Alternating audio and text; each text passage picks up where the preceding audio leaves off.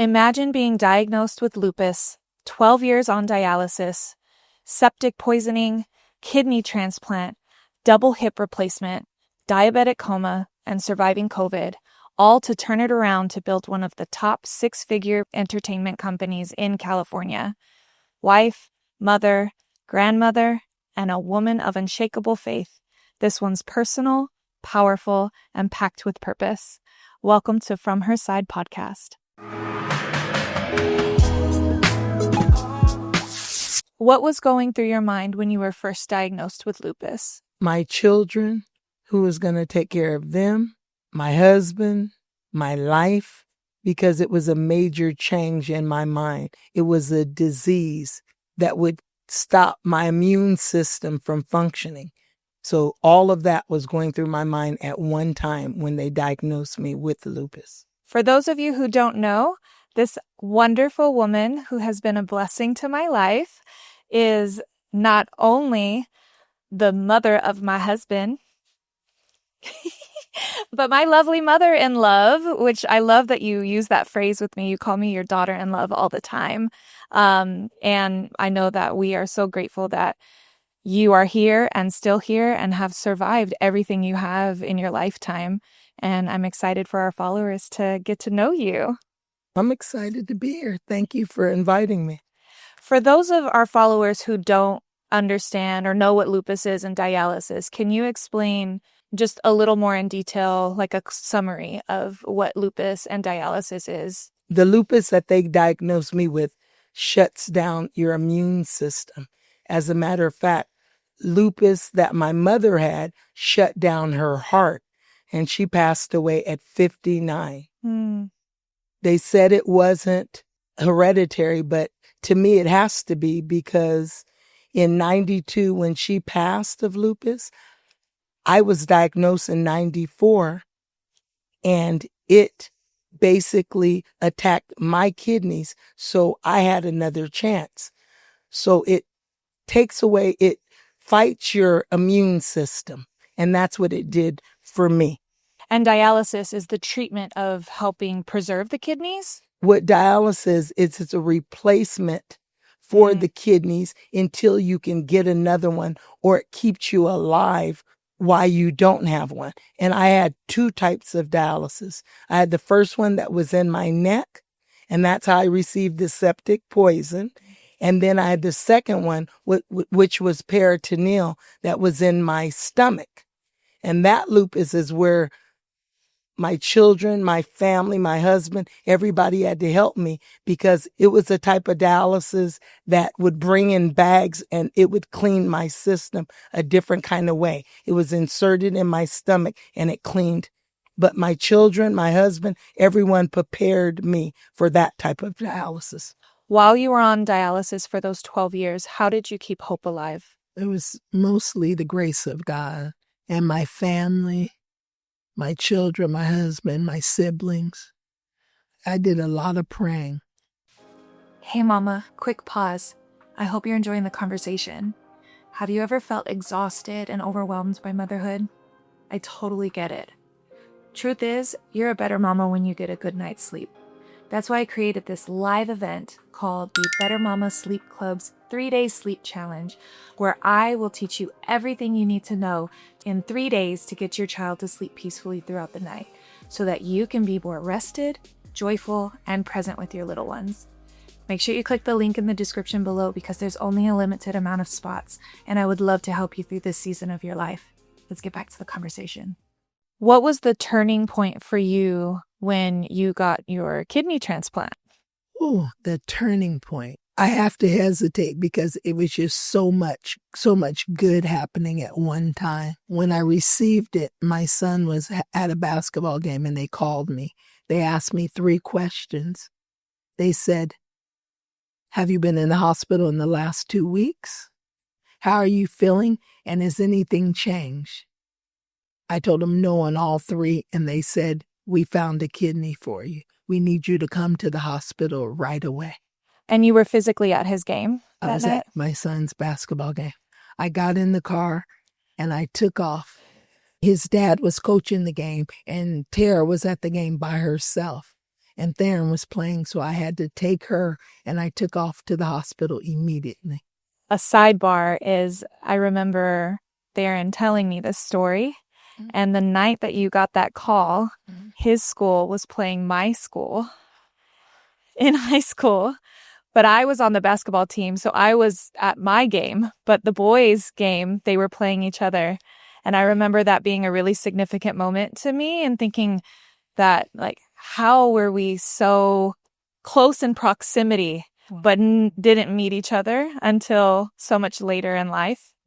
So really kind of a coinkydink, interesting. Real cool. Yeah. I never knew that. Way cool. I like that. Way cool. Destiny. Yeah. Okay. Definitely. After going through so much physically, right? Because while you were on dialysis, you experienced septic poisoning and seizures and a lot of time in the hospital. How did you turn it around mentally? Or how did you stay mentally strong through those moments? I made sure that I stopped making it about me. So I turned pity into faith. And I just picked myself up and I stopped claiming my illness. I knew they diagnosed me with it, but I didn't say it was something that I had. I didn't carry on lupus as a personal disease. So what I did is I prayed against it. My mental became better because I didn't think in terms of I was totally affected. I felt like what shut me down, I'm back up because I have a kidney. Definitely. And that made a big difference in my life. Yeah. And that even speaks to just who you are as my mother-in-law. Like, we've had so many conversations about the power of the tongue. You know, your son loves to use that. So it's something that he's, taken from you as well, but just not adopting that as a part of you. It's something that you may be experiencing, but not owning it really. I think that could be really powerful to a lot of people who are going through hard times and difficult medical situations is, not owning that. Yes. And understanding that it's something that you're going to grow through and go through, but it's not accepting it as a part of who you are. It's something you're just going through. I think that's really powerful. What was the moment where you felt like God still had something for you? The struggles, during the struggling, because like when I was on dialysis so long, things weren't the same. You have to understand when you're on something and things are being shut down, things are taken away from you. And so the thing that I understood that happened to me was my memory wasn't as sharp as it was prior to me going on dialysis that long. So there was some suffering, but the suffering, I didn't take it on as being defeated. I took it on as I'm going to get there. And I'm right now today, I'm still learning how to get there. A lot I forget, but I have to remember that was a part of my healing. And I'm still going to forget some things, but I can't let it be a thing that defeats me. I have to beat it. And because of God, I've been able to beat a lot of things that would be hard for me to, go against and win. Yeah, definitely. No, that's really good insight, especially like I said, for anyone who's going through a really difficult time, almost like seeing it like a test, Yes. right? Like it's a test of your faith. Yes. And how will you respond and react to the things that are happening to you? Yes. And I think it's really beautiful that you found that moment in the hard times and not just when things are good, right? Because it's really easy when good things are happening to be like, this, oh yes, like God has a plan and this is what we're doing. But understanding that in the difficult times is really where your faith is really tested and kicks in. That's amazing. So how did you go from recovery into building a 6-figure business? Well, basically in building the business, it got built with my family, your husband, my husband, my daughter. So everyone in the family took a part in the growth. My husband, whenever we needed something done, without hesitation, come to do it. My daughter, kind of the background of the business, did a whole lot and still doing a whole lot. My son, something's going up. Hey, son, I need your help. And him giving help, even having his family. And, you letting him come out to assist, even though you had to cover everything else, and everybody as a family taking it on. And I believe that success isn't an individual thing. It's a family thing. It takes a village. It takes a village for everything. Mm. And we had a village, and we still have a village. Yeah. So we're still working to become as successful as we can. Definitely. What would you say are 3 habits or values that helped you most with your comeback? Persistence, faith, and my village. Okay. So those were your values. Those were the 3 things that helped me to be where I am today. And what would you say kept you going in the first few years after your transplant? Because I'm sure that was an adjustment, right? Yes. Just knowing that the sky was the limit. I'm just one that doesn't believe. I believe that the only person who could stop you is yourself. And I just had more faith than fear. And I kept trying to be consistent, updated, staying ahead of a lot of things that could cause you failure, because this isn't my first business that we've attempted to be in. We've had several different types of businesses. So this one is basically without a lot of faults that we had for our other ones. I just left out a lot of bad habits and tried to involve and include the things that work for us. Hey, Mama, thank you for joining us. Motherhood never ends, and neither should our fellowship. Make sure you join our community so we can do life together and be the village that we've always wanted and needed. So in entrepreneurship, as you were saying, you've had a lot of different businesses, right? And having to almost kind of build them on top of one another and cut the bad habits, learn from the mistakes and things like that. So with you owning different businesses throughout your past, what did you learn from those mistakes or failures that got you to this point in building this entertainment company? The biggest lesson I learned was from the studio, that if you don't have humility, you will fail. That's something it says in the Bible. The prideful man should fall. And at the studio, I think that I got more into me versus my family and everything else. And my humility, I got prideful and that fell. So I wanted to make sure, with Parties Out of Sight, the current company, that it was about the people and the clients and my family and God first, opposed to anything else. It wasn't a me thing. It was a family business that God had given me a vision to be a part of. So my husband and I had started off with something simple, and then the growth of something simple became a family thing, and it's in the position and where it is today. Now, for women who are watching who feel like it might be too late, what would your advice be to them? I'm 65 in June 24th. It's never too late. You get to create whatever you want to create. But number one, you have to have the ability and the mindset to know that anything you put your heart to, your soul and hard work to, and have God first, you can accomplish it. Fear is something that destroys business people. Faith and courage, patience, and don't be afraid for someone to tell you no, because no just means they don't know. Keep on going. You can accomplish anything that you want to accomplish. Right. And a no is not always rejection in the form of this doesn't work. It just means pivot. Yes. It means another door. This is not the door for you. There's another door available. We just need to find the right door.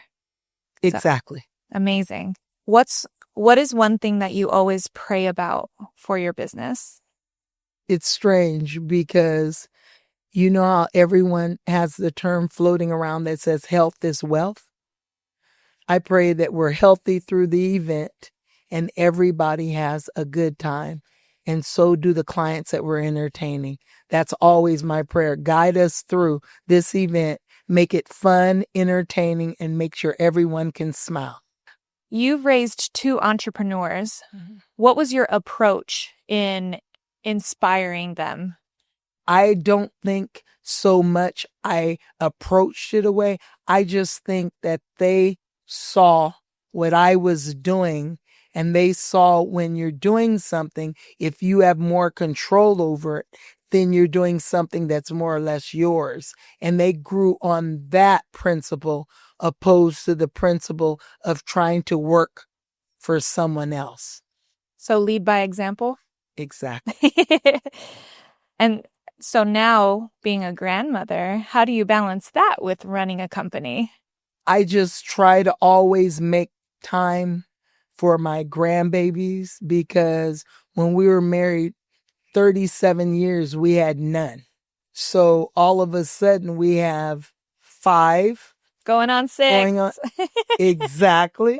And so I want to spend time with them and do things for them. They might be excited about entrepreneurship one day because there's so many ways of them to get on that's not as difficult as it was for me. Yeah.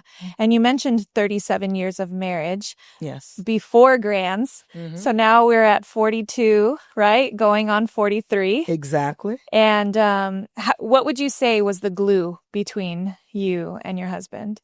We're still gluing, but the glue is That's really cute. the glue is the fact that I can literally say that my husband has supported me through every entrepreneurship that I've attempted to do. He's always been my total backbone, and that makes a difference in entrepreneurship. If you have the supported spouse, you can almost do anything because he supported me. Whether he agreed with, sometimes he disagreed, he always supported me. And by his support, it helped entrepreneurship to be much better. It helped it to be something that I enjoy doing because he accepts what I have to do in doing it. So for our followers who are newly married or, in those first few years, what is the number one thing that you've learned about love and sacrifice that you would share with a young married person? Love has patience. Love is kind. And if you have patience and you're kind and you have God in your marriage, it has to be successful, because every failure will turn into a success. But you have to have patience, love, and you have to be kind. Hey, Mama, just a quick pause here. I hope you're really enjoying this content. Remember, motherhood feels better when you're rested, supported, and connected. So if you haven't yet, make sure you subscribe to the channel to join our community of thriving, rested mamas. We'd love to have you a part of our village. Let's get back to it. What is one thing that you've seen in your children that they changed that made you really proud? First, with my son, who is the oldest, I enjoy the fact that my son is an entrepreneur that is still and will always go after things that don't take him away from his family. And he's trying to make it where he can grow his family, be a good father and a good husband where he could come home. So he's trying to be that kind of entrepreneur, and he's working at it. And he's doing a great job at it. And my daughter, who became a mother a year and a half ago, she is running Parties Out of Sight like her own. So that entrepreneurship that she got from Parties Out of Sight, she's doing well and working on it, because eventually that company will be hers and her brother's, because we're going to step aside. Speaking of Parties Out of Sight, I noticed we have a guest here, and not only is it the only one in the world, but it's debuting here on From Her Side. Who is it? What we have in the room is RoLux And what RoLux is it's the only robot of its kind in the world. And the things that it can do and does is amazing. Very cool. Hi, RoLux. How are you? He's so cute. Thank you. Or it's so cute, I should say. So now that we've seen RoLux, what are some of the events if somebody wanted to book RoLux to show up at their event? What are some good events? First of all, it would be perfect for the Oscars. Okay. It could do things like the BET Awards. It can do quinceañeras. It could do corporate events, large corporate events. It could do concerts. It could do any type of or every type of event that has rollable grounding. Okay. Because it is a rollable entertainment robot. Understood. It does videos. It does photos. And it could do games, kind of everything. It's full of personality. Yeah. So he doesn't just take pictures. It's literally the full aspect of entertainment on every level. Yes. So what is next for your entertainment company? Well, currently we're nationwide. We would like to go global. Wow. That would be amazing. God, you hear that? Ding, ding, ding. He heard it when it came out of my mouth. Yes. I spoke Amen. it to existence. Amen. So now through all of your experience and building this business, how would you define winning today? Winning to me is never giving up. Anything you try, do not give up on it. Because you're the only one that will lose when you give up on something. Like global, that's going to be winning. Amazing. That's the description. Now, one last question. What do you hope that your grandchildren will always remember about you? That Pamela always has time for them. And anything that they need, I'm going to make sure that I can get it for them. My babies. We love you, Pamela. It wasn't last question. I have one more for the viewers. Okay. If you could go back and tell yourself something about motherhood that you didn't know, what would you have told yourself? It's never over. It's never over. I'm going to cry. Not because that's sad, because that's beautiful. Like even just, like you're a grandmother, but just in motherhood in general, it's not never over. Even if you have children that are no longer with you, it is never over. You will always be a mother. Thank you, Pamela, for coming on From Her Side and and for allowing us to meet RoLux. It is so beautiful, y'all. And we're just so grateful for you, and may God continue to keep you around for many, many more years. We love you so much, and we know that our followers are going to definitely love them some Pamela. Thank you. From hospital beds to Hollywood sets, Pamela Laudermill proves that faith, fight, and family can rewrite any story. This is From Her Side podcast, and a story we will never forget. Remember to like, comment, share, and subscribe. Make sure you send this to a mama or a grandmama who can resonate with this. And remember, ladies, no matter what comes to your life, it's never too late.